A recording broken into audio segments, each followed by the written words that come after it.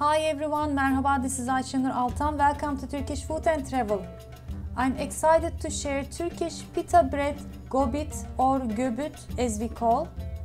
It's a yeast dough and the rich ingredients like milk and yogurt make the bread so delightful. I have different flatbread recipes on my channel as well. You can cook on stovetop, but we are going to cook this one in the oven. And the best thing is you can fill the packet with a döner or different sandwiches. So let's get started. For the yeast dough, I have 1 cup lukewarm whole milk. I'm checking the heat. When you dip your little finger, it should bite a little bit. Then it's the perfect temperature. Adding 1 tablespoon dry yeast and 1 tablespoon sugar. Let it sit for 5 minutes until you see it's activated. And then we can add the other ingredients. I have half cup plain yogurt here, adding half cup lukewarm water to it. Just give it a mix so I can pour everything, even though I still couldn't.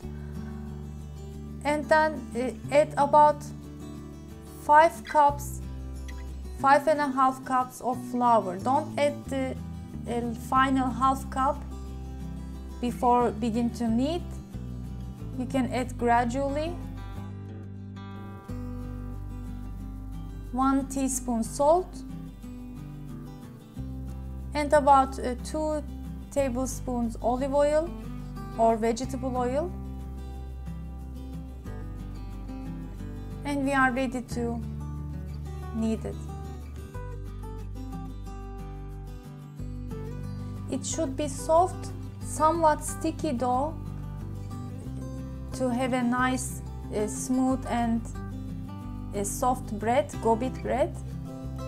So make sure you add the extra flour gradually until it is clean on the sides if you are using stand mixer, and little bit sticking on the bottom. It sticks just a little to my hand and it's okay now. I'm gonna turn it into a bowl, cover it and let it rise until it doubles for about 45 minutes.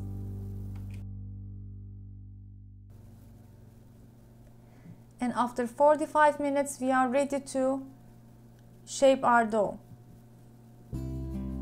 Make sure to have some flour on countertop because it's a sticky dough, and don't add too much flour, just enough that you can shape. And I'm gonna cut it into a 12 piece. Usually the ones on the corner can be smaller, so you can adjust it, it's not a big deal. And make a round shape. Again, you can flour the countertop after shaping. As you can see, it's a sticky dough, but I still try to use less flour as much as I can.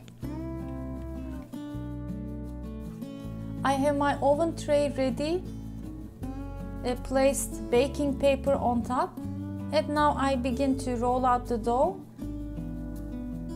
It should not be very thin. It is important. You might say I can make it thinner, it's very smooth, I can roll out easily, but then you might not have the pocket. So it should be like around ½ centimeter to a little bit more even. And in diameter I can say about 24 centimeters. So I'm using flour as I need it and roll out the dough beginning from the center to the sides, as you can see, and place it to my baking tray.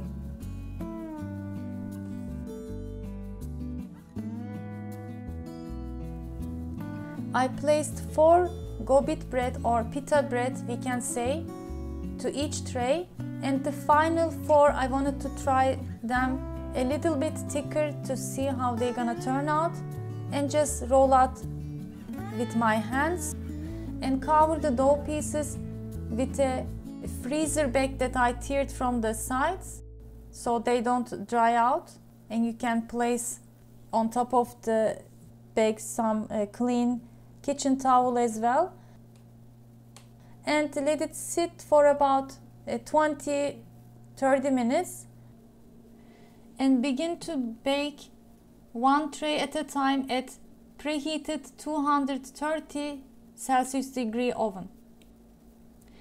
It takes about 7-8 minutes.